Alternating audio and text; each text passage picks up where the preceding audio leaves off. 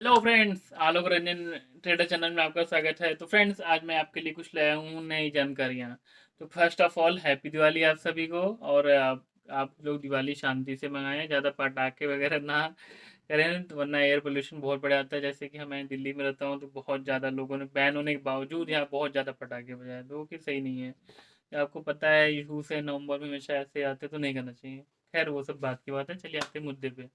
तो फ्रेंड्स, मैं आपको कुछ स्टॉक बताने वाला हूँ जो दिवाली के बाद अगर आप खरीदते हैं तो लॉन्ग टर्म के लिए बहुत ही अच्छा रिटर्न दे सकते हैं।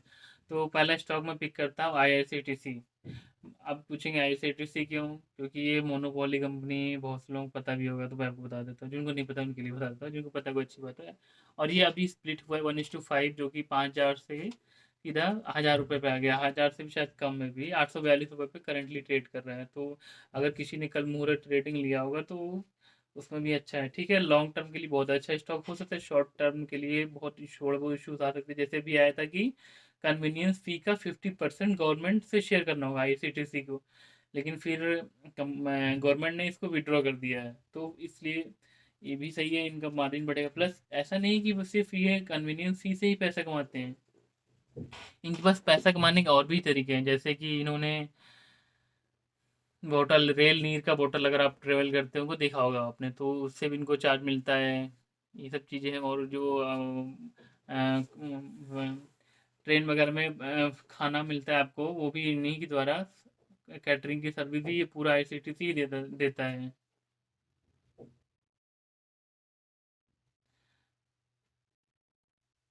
जैसे कि अगर आपको ना पता तो मैं बता देता हूँ कि आईआरसीटीसी का फुल फॉर्म ही है Indian railway catering and tourism, IRC, tourism and C corporation. तो कैटरिंग ही इनके वर्ल्ड में है, तो कैटरिंग की सर्विस इनका मेन है।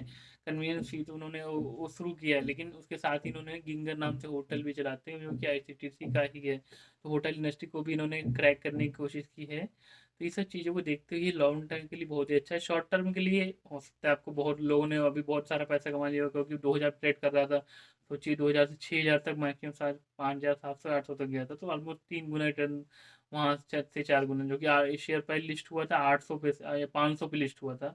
अगर किसी ने 800 पे भी खरीदा होता तो 5 गुना रिटर्न था शॉर्ट टर्म के लिए। बट लॉन्ग लॉन्ग टर्म में इतना रिटर्न नहीं मिलेगा आपको, ये एक्सपेक्ट मत करिएगा। भले मोनोपोली है, 15%, 20 से, अगर 20% भी ईयरली रिटर्न दे रहा है शेयर आपको, तो बहुत अच्छा शेयर है। इससे अच्छा शेयर नहीं, इनका इतना तो वॉरेन बफेट भी नहीं कमा पाते। तो बहुत ज़्यादा एक्सपेक्ट मत करिएगा लॉन्ग टर्म में। शॉर्ट टर्म में हो सकता है मोनोपोली की वजह से मूवमेंट, लोग बहुत ज़्यादा बाई करने लगे तो हो सकता है दे। बट लॉन्ग टर्म के लिए 20% है, बहुत सही है, वो भी अच्छा, बुरा नहीं है। तो इसलिए मैं रिकमेंड देता हूँ। बट मेरे सारे स्टॉक जो है लॉन्ग टर्म के लिए ही रहेंगे, शॉर्ट टर्म का कोई वो नहीं रहेगा। दूसरे पे आते हैं भारत इलेक्ट्रॉनिक्स।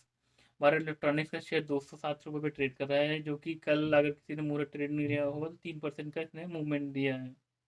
कंपनी का रेवेन्यू जो है क्वार्टर ऑन क्वार्टर बहुत अच्छा बढ़ रहा है, और उन्होंने अपना मार्जिन बहुत बढ़ा लिया है। तो इस वजह से भारत इलेक्ट्रॉनिक्स हमारे लिए सही है, क्योंकि इनका इनकी प्रोडक्ट और इनके सभी इलेक्ट्रॉनिक्स से रिलेटेड हैं, और ये डिफेंस में भी देते हैं, इसलिए इनके बहुत चांसेस अच्छे होने के ज़्यादा हैं।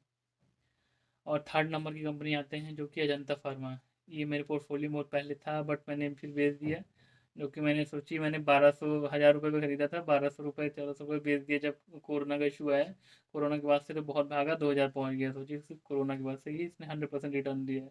तो कंपनी अच्छी थी, इसीलिए मैंने इसको लिया है, जो कि इसका प्रॉफिट मार्जिन 15% एवरेज रहा है लास्ट 2 क्वार्टर से। तो ये सब चीज़ को देखते हुए अजंता फार्मा भी अच्छी कंपनी है। और थर्ड नंबर पे आता है स्कॉट्स, जो कि ट्रैक्टर बनाती है कंपनी।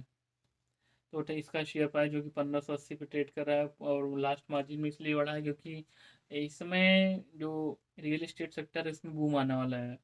क्योंकि बहुत ज़्यादा गिरा हुआ था, तो अब थोड़ा बढ़ गया ये रियल एस्टेट सेक्टर, तो इसलिए ये थोड़ा अच्छा स्टॉक है। और काफ़ी गिरा हुआ था, अभी गिर गया था, तो इसलिए। और आप थोड़ा सा जैसे जैसे मार्जिन बढ़ेगा तो ट्रैक्टर की बिक्री बढ़ेगी।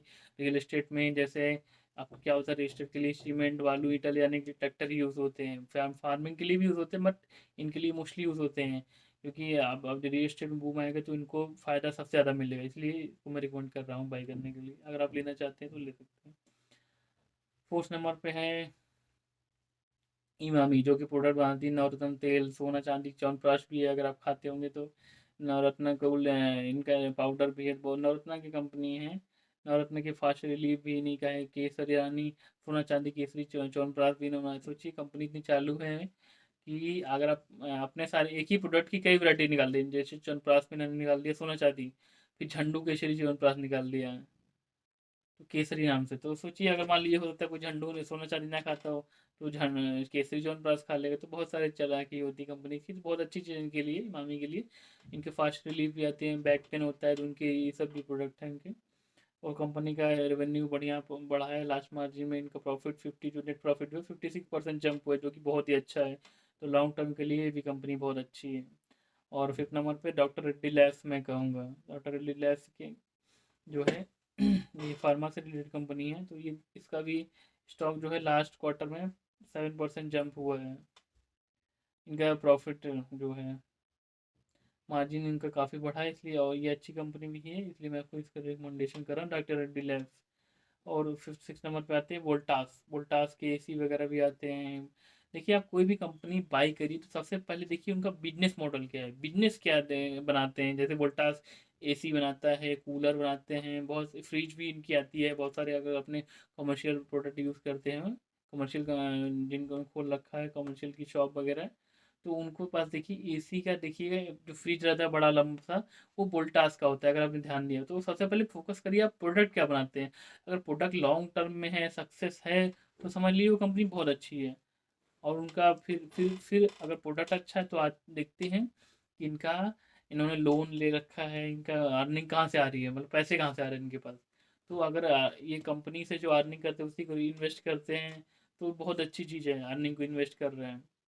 री इन्वेस्टमेंट से ही कंपनी की ग्रोथ बढ़ती है। तो कितना पैसा लगाते हैं, लोन नहीं होता है तो कंपनी को मैं बहुत अच्छा मानता हूँ। तो उन सब चीज़ों में वोल्टास है, फिर टाटा की कंपनी है तो सबसे पहले नाम ट्रस्ट याद है टाटा का। ये सब चीज़ों को देखते हुए कंपनी अच्छी है। और लास्ट पे आते हैं वरुण बेवरेजेस। ये कंपनी जो है ये जो स्टॉक है जो 849 पर ट्रेड कर रहा है। इनके प्रोडक्ट्स में जैसे पेप्सी के बॉटल कैन वगैरह इन सब की जो है इंडिया में जो है इन्होंने उनकी सर्विस ले रखी है कि हम इंडिया में सर्व करेंगे। पेप्सी हो गया, एक्वाफिना हो गया, तो इनकी जो किसान मिरिंडा ये सब इनके जो प्रोडक्ट हैं कोका कोला कंपनी के, पेप्सी कंपनी की, इनके प्रोडक्ट कोई लोग सर्व करते हैं इंडिया में। इन्होंने फ्रेंचाइजी एक टाइप की ले रखी है कि हम इंडिया में देंगे, तो इन सब के काम के लिए वो अब जो सॉरी पेप्सी है, इनके प्रोडक्ट भाई बिकेंगे बिकेंगे, तो इनकी जब इंडिया में ये लोग बेच रहे हैं तो उनको सोचिए मार्जिन कितना अच्छा मिल जाता हो। तो इन सब के लिए को देखते हुए मैं इसे अच्छी कंपनी का दर्जा देता हूँ। इन सब स्टॉक्स में आप रिकमेंड करता हूँ, आप अगर लेना चाहें तो ये दिवाली बाद ले सकते हैं। नंबर 1 IACTC मैं आपको फिर से रिक्वेस्ट करता हूँ। Number 2 Bharat electronics. Number 3 Ajanta pharma. Number 4 Scotts. Number 5 Emami. और number 6 Reddy lab. Number 7 Voltas. Number 8 पे वरुण बेवरेजेस। तो ये 8 कंपनीज हैं जो मैंने आपको रिकमेंड देता हूँ। अगर आपको अच्छा लगता है तो आप बाई कर सकते हैं दिवाली के बाद। और ये बहुत अच्छी पोजीशन में है और ये अच्छे स्टॉक्स हैं। तो मिलते हैं फ्रेंड नेक्स्ट वीडियो में, कुछ नया बताएंगे आपको जानकारी। फ्रेंड्स मेरी कोशिश ये रहती है कि आप फर्स्ट टाइम अगर इन्वेस्टर हैं तो पहले लॉस पे मत फोकस करिए, लॉस पे मत फोकस करिए, प्रॉफिट पे। थोड़ा पैसा है, 2% 5% है, उनमें फोकस करिए, ताकि आपको सोचने का मौका मिले कि अगर आप पहले लॉस में आपके हाथ जल जाएंगे तो आप दूसरी बार, कहते हैं ना, दूध का जला भी छाछ फूंक फूंक के पीता है, तो आप डरने लगोगे, तो डर जाओगे तो शेयर मार्केट आपके लिए नहीं है। जो समझदारी के साथ खेलता है उसी के लिए ही है शेयर मार्केट, लॉन्ग टर्म के लिए। अगर आप सोचते, आपने कहानी पढ़ी होगी बचपन में कि मुर्गी को एक लालची इंसान रहता है, वो क्या सोचता है कि रोज एक अंडा देती है, मैं इसको मार देता हूँ सारे अंडे एक बार निकाल लूँगा, वो बेवकूफ़ी वाला काम है। तो आप वो मत गलती करिए कि मैं एक ही बार में ज़्यादा पैसा लगा के ढेर सारा रिटर्न करवा लूँ, इस लालच में कभी मत रहिएगा, क्योंकि वरना आप फिर हम अपना नुकसान ही करोगे और खोलोगे अपने अर्निंग्स जो आपके पास सेविंग्स बची हैं। तो शेयर मार्केट को लॉन्ग टर्म गेम खेलिए, एक एक अंडा लेने की कोशिश करिए कि हाँ थोड़ा बहुत प्रॉफिट आए तो बुक कर लीजिए। अगर आपको पैसे की ज़रूरत है, और वही पैसा लगाइए जो आपको बहुत ज़्यादा 5 साल तक का पैसा ना जरूरत हो। ये नहीं कि बहुत सारा पैसा लगा दो इकट्ठा, ये गलती कभी मत करिएगा। थोड़ा थोड़ा सा लगाइए, SIP की तरह से लगा दीजिए कुछ, हर महीने 6 महीने साल भर ऐसे ऐसे पे जो आपका स्टॉक ग्रोथ कर रहा हो। और पहली बात अच्छी कंपनी पे ही लगाइए, पहली बार शुरुआत तो अच्छी कंपनी से करिए। जब आपको थोड़ा प्रॉफिट मिलने लगे तो मिड कैप स्टॉक पे फोकस करिए। मिड कैप में कौन सी अच्छी कंपनी है जिनको मैं लेके लॉन्ग टर्म के लिए होल्ड कर सकता हूँ, फिर स्मॉल कैप पे आइए। ऐसा नहीं, लोग क्या गलती करते हैं, सोचते हैं 1 रुपये के शेयर है, स्मॉल कैप 2 रुपये, 5 रुपये, 10 रुपये, इनको लेके सबसे पहले बैठ जाते हैं। इनको लगता है कि हमारे 4 हजार के 2 रुपये बढ़ेगा तो 8 हजार हो जाएगा। तो ये गलती कभी मत करिएगा। ये इनमें सबसे बड़ी गलती ये होती है। इसके लिए आपको बहुत बहुत बड़ा, इसके स्मॉल कैप में बहुत गेम चलता है, इसलिए स्मॉल कैप को अवॉइड करिए long term investor. First focus large cap पे, फिर मिड कैप, फिर स्मॉल कैप, ऐसा अपना रेशियो रखिए। अगर आपको मान लेते हैं 100% पोर्टफोलियो है तो उसमें से 70% आपका लार्ज कैप होना चाहिए, 20% मिड कैप और 10% ही स्मॉल कैप पे लगाना हो तो लगाइए, कि अगर वो लॉस होता भी है तो आपके स्मॉल कैप और मिड कैप और लार्ज कैप कवर कर लें। तो फ्रेंड्स, अगर आपको ये सब जानकारी अच्छी लगी तो प्लीज़ मेरे चैनल को लाइक और सब्सक्राइब जरूर करिएगा। हम तब तक एंटरटेनमेंट देते रहेंगे अगर हमारा एक भी व्यूवर्स आता रहेगा। ये हमारी कोशिश है अच्छी सर्विस देना, ना कि व्यूज़ बढ़ाने के लिए हम वीडियो बनाते हैं, ताकि लोगों को अवेयरनेस फैले, जानकारी मिले कि स्टॉक्स क्या होते हैं, किस तरह के स्टॉक्स खरीदने चाहिए। इसलिए मेरा ये कोशिश रहता है, और आपको अच्छा लगता है तो प्लीज़ लाइक और सब्सक्राइब जरूर करिए। मिलते हैं नेक्स्ट वीडियो में। Bye friends.